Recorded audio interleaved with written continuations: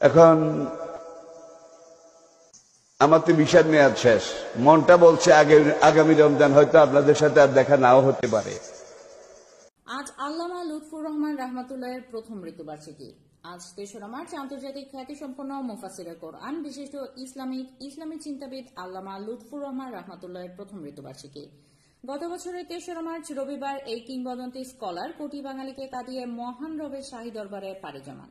গত শতকে জন্ম নেয়া এই দায়ী ইল্লাল্লাহ ছাত্রজীবন থেকে অর্থাৎ ১৯৬৬ সাল থেকে মৃত্যুর আগ পর্যন্ত প্রায় ৬০ বছরের কাছাকাছি সময় ধরে বাতিলের রক্তচক্ষু ভ্রুকুটি দলিল মথিত করে কোরআনের ময়দানে ইকামতে দিনের এই কণ্ঠকাকীর্ণ পথে নিজেকে উৎসর্গ করে দিয়েছে।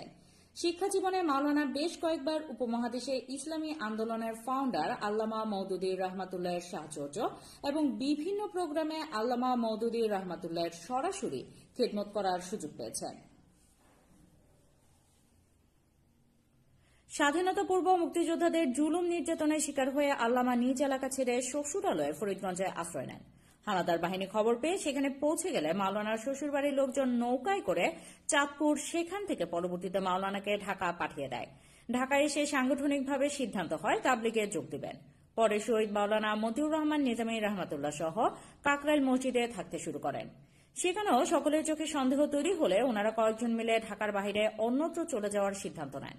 পরবর্তীতে মাওলানা লুৎফুর রহমান তার শৈশবে বেড়ে ওঠা পটুয়াখালীর কালাইয়া গিয়ে তৎকালীন প্রভাবশালী নেতা আ.স.ম. ফিরোজ সাহেবের বাসায় থাকতে শুরু করেন এবং ধাপে ধাপে তাদের সহযোগিতায় সেখান থেকে আবার মাহফিলের কার্যক্রম শুরু করেন।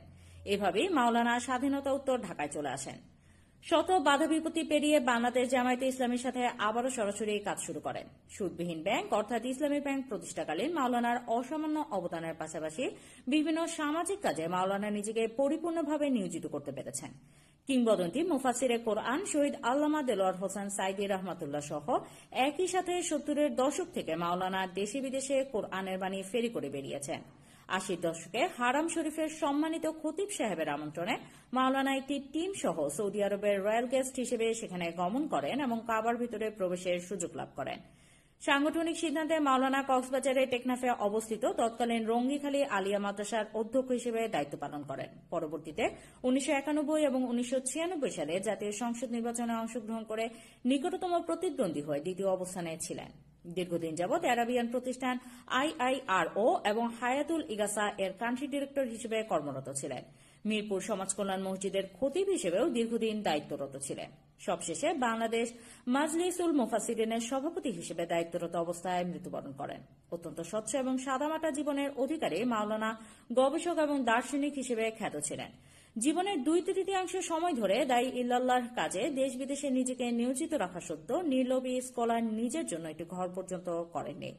৪৪ বছর ধরে একটি ভাঙা টিনের ঘরে বসবাস করে আসছিলেন।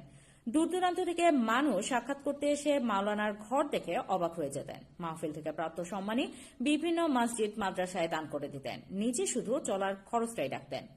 ব্রিটেন, জাপান, আমেরিকা সহ অসংখ্য দেশে মাওলানা কোরআনের দাওয়াত দিয়েছিলেন। ১ মার্চ ১৯৪০ সালে জন্মগ্রহণ করা এই মাওলানা ৩রা মার্চ ২০২৪ সালে ইন্তেকাল করেন। বাইতুল মোকাররম মসজিদে প্রথম জানাজা অনুষ্ঠিত হয়।